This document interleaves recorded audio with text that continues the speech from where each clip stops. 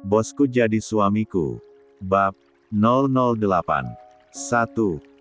Sepanjang jalan, Nadia dan Zahra asyik mengobrol hingga tak terasa mereka telah sampai. Setelah memarkirkan kendaraannya, kini Zahra dan Nadia masuk. Di depan lift tidak lupa baik Nadia atau Zahra menempelkan kartu akses mereka agar bisa menuju ke lantai 4. Ting! Suara lift tanda mereka telah sampai. Kini Nadia dan Zahra telah sampai, belum juga mereka masuk ke dalam kamar masing-masing. Anggun menemui mereka. Assalamualaikum Zahra, Mbak Nadia. Waalaikumsalam. Jawab Zahra dan Nadia serempak. Zahra, aku sudah masak, ayo kita makan malam bersama. Ayo Mbak Nadia, kita makan malam bersama. Ajak Anggun dengan sangat antusias. Kita bersih-bersih dulu ya, nggak apa-apa kan Mbak? Kalau Mbak Anggun sudah lapar bisa makan malam lebih dulu, soalnya badan Zahra terasa sangat lengket. Ucap Zahra. Memangnya saya juga diundang untuk makan malam nih dengan kalian? Tanya Nadia. Iya Mbak, kalau kita makan bersama lebih enak daripada kita makan sendiri-sendiri. Zahra dan Mbak Nadia bersih-bersih dulu saja, saya juga akan masuk ke dalam kamar dulu, nanti ketok saja kamar aku kalau kalian telah selesai bersih-bersih. Ucap Anggun. Kini Zahra, Nadia dan Anggun memutuskan masuk ke dalam kamar mereka masing-masing. Zahra sangat bersyukur karena di tempat tinggalnya Zahra dapat mengenal orang-orang yang baik kepadanya, bahkan Zahra merasa mereka seperti keluarga di perantauan. Bahkan Zahra tidak menyangka jika Zahra bisa seakrab itu dengan Nadia yang memiliki jabatan sebagai sekretaris di kantor Ariskop. Zahra pikir sekretaris Ariskop adalah perempuan yang suka berpakaian seksi dan tinggal setidaknya di apartemen mewah. Nyatanya dugaannya salah. Walaupun Nadia tidak berhijab tetapi penampilannya masih bisa dikatakan masih terlihat sopan, dan Nadia juga memilih untuk tinggal bersama dengan para karyawan lain, karena Zahra yakin dengan gajinya Nadia pasti bisa menyewa apartemen mewah atau mungkin bahkan membelinya. Zahra yang tergolong baru bahkan belum sampai 1 bulan bekerja di Ariskop dan tinggal di Ariskop Homestay belum mendapat masalah apapun. Bahkan Zahra jarang melihat penghuni lain, hanya beberapa kali berpapasan. Zahra hanya mengenal Anggun dan Nadia saja. Setelah membersihkan badannya, kini Zahra keluar dari kamar, dengan pakaian dan juga hijab yang menghiasi penampilannya. Hanya kaos kaki yang tidak Zahra gunakan, karena Zahra yakin akan aman di sana karena tidak ada pria. Ternyata saat keluar dari kamar bertepatan dengan keluarnya Nadia dari kamar, mereka berdua kemudian mengetok pintu Anggun. Saat diketok, Anggun segera membuka pintu kamarnya. Mereka menuju dapur untuk makan malam bersama. Dengan sigap Zahra mulai menyiapkan makanan di atas meja, bahkan Anggun dan Nadia dibiarkan duduk saja untuk menunggu Zahra menyiapkan semuanya. Setelah hidangan tertata rapi, kini Zahra, Nadia dan Anggun mulai menikmati makan malam mereka. Setelah menghabiskan makan malamnya, kini giliran Nadia yang ingin membereskan semuanya. Baik Anggun dan Zahra merasa tidak enak, karena selain Nadia lebih tua dari mereka berdua, Nadia juga adalah sekretaris CEO Ariskop, namun Nadia meyakinkan bahwa di sini mereka sama tidak ada jabatan. Nadia juga mengungkapkan jika Nadia juga bisa jika hanya sekedar membereskan meja makan dan mencuci piring. Oh iya, nanti setelah Isya, kalian ke kamar ya. Mbak tadi sudah pesan beberapa cake, kita bisa makan bersama nanti. Ucap Nadia. 2. Tapi Mbak.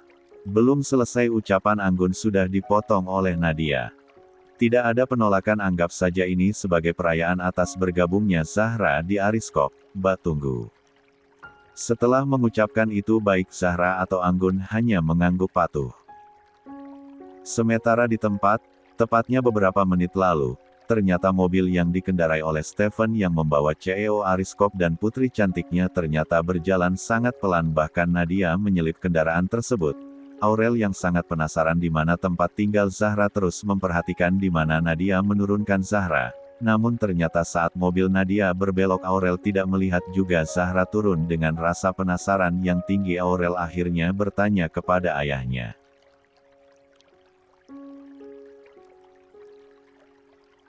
Ayah, Tante Nadia tinggal mana? Tanya Aurel. Loh, kok putri? Ayah tanya alamat Tante Nadia. ayah mana tahu di mana tempat tinggal Tante Nadia sayang. Jawaban Amar membuat Aurel kurang puas. Ish ayah, no kelen, ayah bos tapi tidak tahu rumah pegawai. Ucap Aurel merasa kesal. Astaga sayang, ayah tidak mengurusi karyawan di mana mereka tinggal, ayah sibuk bekerja. Ucap Amar. Om Steph, tahu di mana Tante Nadia tinggal? Kini Aurel beralih bertanya kepada Steph, sementara yang ditanya melihat spion belakang. Aduh, Om juga kurang tahu, nggak pernah nanya soalnya. Jawab Stephen, membuat Aurel berdecak sebal. Cek, sebel Aurel, semua tidak ada tahu. Ucap Aurel. Ini lagi, mobil jalan seperti kula-kula, Om Steph tahu nyetil nggak sih? Nah kan kalau Aurel kesal semuanya dinilai salah padahal tadi mobil sengaja dipelankan karena Aurel yang meminta. Tanpa merespon perkataan Aurel, kini Stephen mulai menaikkan kecepatan mobil yang mereka kendarai. Sampai di kediaman Aris, telah dibukakan pintu Aurel langsung keluar dan berlari masuk ke dalam. Amar merasa heran kepada putrinya tersebut. Dia kenapa ya? Kok aneh tanya tempat tinggal Nadia segala. Heran Amar. Gue juga heran bro, tadi aja gue kena semprotan dari anak lu padahal tadi dia sendiri yang nyuruh gue bawa mobilnya jangan terlalu cepat. Ucap Stephen mengeluh. Sudahlah, yuk kita masuk masih banyak pekerjaan yang harus dikerjakan. Saat masuk ke dalam rumah, beberapa pelayan sudah membungkuk dengan hormat. Apa sudah ada pelayan yang mengikuti Aurel untuk membersihkan diri? Tanya Amar dengan wajah datarnya. Inah sudah ikut ke kamarnya tuan. Jawab Asih sebagai kepala pelayan. Dan dengar si tuan hanya bergumam. Maaf tuan, apa saya menyiapkan makan malam sekarang? Tanya Asih memastikan. Saya mau bersih-bersih dulu, jika Aurel sudah lapar siapkan saja untuknya tidak perlu menunggu saya. Stephen kamu ke kamar bersihkan diri dulu nanti kita lanjut kerjaan setelah makan malam. Tita Amar.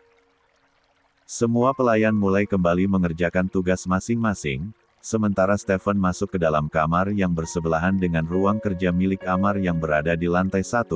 Karena seringnya Stephen bekerja bersama Amar memang di kediaman Aris Stephen memiliki kamar sendiri, sekedar istirahat atau mengganti pakaian seperti sekarang karena biasanya jika tidak lembur di kantor mereka akan lembur di kediaman Aris, sementara Amar memasuki lift untuk menuju ke lantai 2.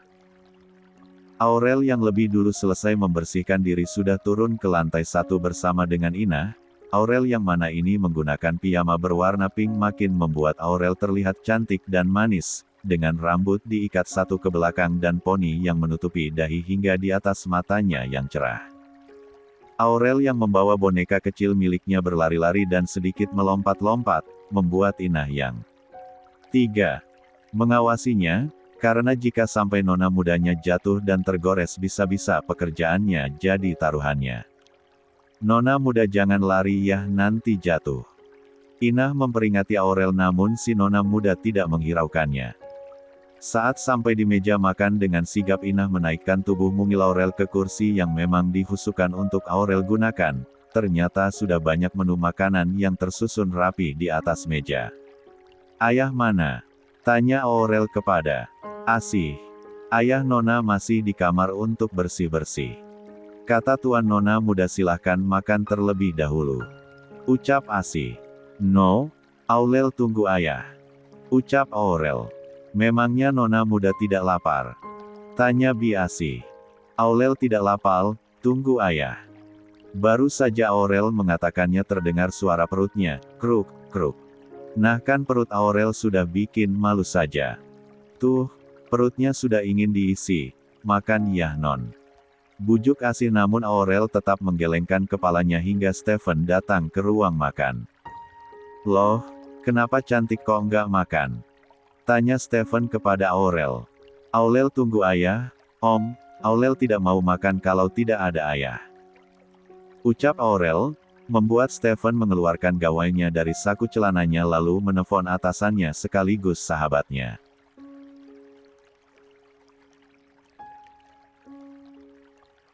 Halo, bro lo lama banget ini anak lo nggak mau makan kalau nggak ada lo, kasihan dia.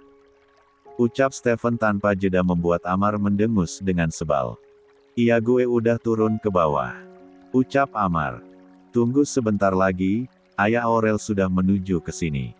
Ucap Stephen dan benar saja mereka semua melihat Amar berjalan menuju ke meja makan.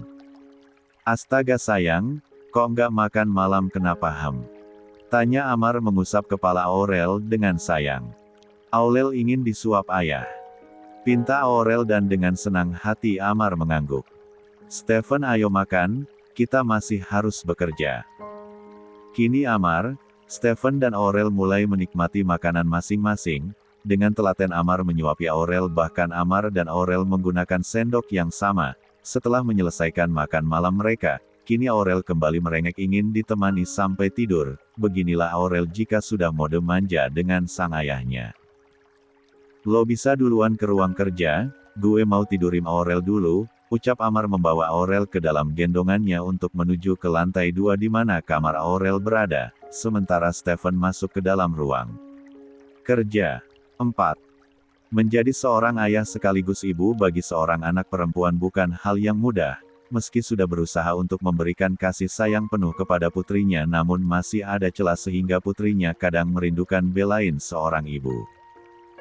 Sesampai di dalam kamar milik Aurel, dengan penuh kasih sayang Amar menidurkan Aurel di atas kasur empuknya. Amar mengambil salah satu buku dongeng yang akan dibacakan kepada Aurel sebagai pengantar tidurnya. Ayah, Aurel lindu Oma dan Opa, Aurel ingin nelpon. Pinta Aurel membuat Amar mengambil gawainya kemudian menelpon mamanya. Der. Telepon diangkat. Halo Ma, ini Aurel mau ngomong. Ucap Amar to the point. Halo sayang cucu Oma yang cantik kenapa? Tanya Oma Santika. Oma Aurel lindu, ucapan Aurel membuat Oma Santika tekekeh, baru juga tadi pagi Oma berangkat. Kenapa sayang, cucu Oma mau apa? Oma Santika yang sudah tahu tabiat Aurel langsung bertanya saja. Aurel mau bawa mukena ke kantor, di kantor ayah semua mukena besar tidak cocok untuk Aurel, ucapan Aurel membuat Amar beralih melihat Aurel. Amar yang sempat kebingungan karena tiba-tiba Aurel minta dibelikan mukena.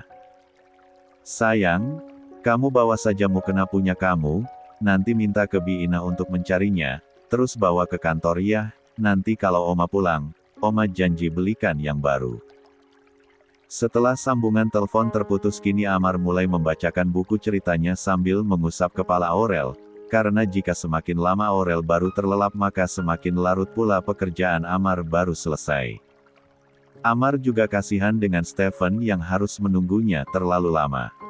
Hanya beberapa menit bahkan ceritanya belum selesai Aurel telah tidur ditandai dengan nafas teratur Aurel. Amar memperbaiki selimut Aurel kemudian keluar dari kamar menuju ke lantai 1 di mana ruang kerjanya berada. Pagi pun datang Aurel yang sudah cantik menunggu Amar dan Stephen di meja makan, tak lupa Aurel yang selalu setia memegang mukenanya yang sudah berada di dalam tas kecil. Setelah Amar dan Stephen datang mereka kemudian menikmati sarapan mereka dengan tenang hingga tandas. Amar, Stephen dan tidak lupa si kecil Aurel berangkat ke kantor lebih pagi karena Amar akan melaksanakan rapat penting. Untung saja Aurel tidak ada drama pagi ini bahkan Aurel lebih dulu siap daripada Amar. Sesampai di kantor, mereka disambut oleh para pegawai yang telah datang. Orang-orang menunduk hormat kepada atasan mereka namun tetap dingin dan terlihat tak bersahabat. Amar yang sudah sampai di ruangannya segera memanggil Nadia. Permisi Pak. Ucap Nadia. Segera siapkan ruang rapat panggil semua ketua divisi kita adakan rapat dalam waktu 15 menit semua sudah ada di ruang rapat. Perintah Amar. Baik Pak permisi. Nadia pamit untuk mempersiapkan rapat. Bos, ternyata selama ini laporan keuangan selalu salah dalam memberikan rincian. Bahkan selama ini laporan keuangan tidak jauh berubah namun laporan keuangan kemarin sungguh berbeda bahkan dari laporan keuangan kemarin ternyata keuntungan perusahaan kita semakin meningkat bos. Ucap Stephen kepada Amar. 5. Karena jika mereka sudah membahas tentang pekerjaan mereka akan bersikap formal.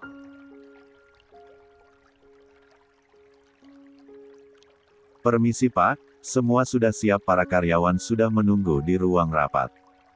Ucap Nadia setelah menghadap bosnya. Sayang, ayah mau meeting dulu, kamu di sini sama Tante Nadia ya. Ucap Amar pamit kepada Aurel yang sedang asyik bermain boneka. Oke ayah semangat kerjanya. Aurel memberikan semangat kepada Amar membuat Amar tersenyum bahagia. Kamu jaga putri saya, biar Stephen yang mendampingi saya di ruang rapat. Baik Pak. Kini Amar dan Stephen memasuki ruang rapat, membuat hawa ruangan langsung mencekam, bahkan para karyawan yang awalnya saling mengobrol langsung diam saat melihat pimpinan mereka memasuki ruang rapat. Mereka semua berdiri dan memberikan hormat. Para karyawan duduk setelah Amar mempersilahkan. Sebenarnya rapat kali ini hanya rapat evaluasi yang sering dilakukan oleh Amar, namun para ketua divisi merasa ketar-ketir takut divisi mereka membuat kesalahan yang akan memicu kemarahan seorang Amar Fateh Aris. Semua divisi mulai mempertanggungjawabkan hasil kerja divisi mereka hingga tiba saatnya Amar membuka suara. Untuk divisi keuangan, saya suka hasil kerja kalian. Karena setelah saya membaca laporan keuangan, saya bisa melihat rincian keuangan yang mendetail berbeda dari laporan-laporan sebelumnya. Bahkan saya bisa melihat perkembangan keuntungan perusahaan kita ternyata mengalami peningkatan. Lanjutkan kerja kalian, ingat jangan ada yang pernah berniat berbuat kecurangan di perusahaan saya atau kalian akan menanggung akibatnya. Ucapan Amar membuat semua karyawan tertunduk takut, bahkan Amar langsung berdiri dan meninggalkan ruang rapat. Rapat selesai, silahkan kembali ke ruangan kalian. Ucap Stephen lalu mengikuti Amar yang membuat para karyawan bisa bernafas lega. Setelah Pak Irawan kembali dari ruang rapat, Pak Irawan yang merupakan ketua divisi keuangan mulai mengumpulkan para karyawan di bawah naungannya. Siapa yang membuat laporan keuangan kali ini? Tanya Pak Irawan. Lulu, bagaimana kamu bisa membuat laporan seperti itu? Membuat Pak Amar. Ucapan Pak Irawan terpotong oleh Bu Lulu. Bukan saya Pak, yang buat laporan kali ini karyawan baru itu. Ucap Bu Lulu karena dia tidak ingin kena omel, karena Bu Lulu kira bosnya marah. Jadi kamu yang membuat laporan keuangan tersebut? Tanya Pak Irawan beralih menatap Zahra. Betul Pak, saya yang membuatnya, memang ada apa-apa saya membuat kesalahan. Tanya Zahra yang boleh jujur juga merasa sangat cemas takut bosnya tidak menyukai hasil kerjanya, sementara Bu Lulu tersenyum senang karena berpikir Pak Irawan akan memarahi Zahra. Tidak, bahkan Pak Amar menyukai hasil kerja kamu, jarang sekali Pak Amar akan memuji hasil kerja karyawannya saat rapat, namun kali ini Pak Amar memuji divisi kita. Saya berterima kasih atas kerja kerasmu, padahal kamu masih karyawan baru di sini. Saya harap kita semua tetap kompak dalam bekerja. Ucap Pak Irawan membuat semuanya bahagia termasuk Zahra, namun Bu Lulu merasa tidak terima malah akan berniat menjatuhkan Zahra. Awas saja kamu, saya pastikan kamu akan dipecat dari kantor ini. Monolog Bu Lulu. Kini semuanya kembali untuk bekerja. Di ruangan CEO, Aurel yang sedang fokus bermain boneka ditemani oleh Nadia mengalihkan pandangannya menatap Nadia yang sedang memainkan gawainya. 6. Tante Nadia. Panggil Aurel. Iya kenapa? Ada yang bisa Tante bantu cantik? Tanya Nadia kemudian menaruh gawainya di samping tempat duduknya. Tante sental sholat Aurel ikut ya, ini Aurel udah ada mukena. Ucap Aurel mengangkat tas mukena yang berwarna pink. Yah, Tante nggak sholat hari ini, lagi halangan. Ucap Nadia. Terus Aurel sama siapa dong sholatnya? Tanya Aurel dan mukanya mulai cemberut. Gini aja deh, nanti Tante temani ke musola, terus Tante tunggu di luar aja bagaimana? Usul Nadia. No, Tante ndak usah tunggu Aurel, biar Aurel sendiri aja, biar Aurel lapor ayah. Nah kan Aurel mulai ngancam. Jangan gitu dong cantik, gini deh Aurel maunya bagaimana? Tanya Nadia, membuat Aurel tersenyum. Nah kan pasti Aurel sudah memikirkan ide cemerlang. Tante Nadia kenal Tante cantik. Tanya Aurel membuat Nadia kembali melongo.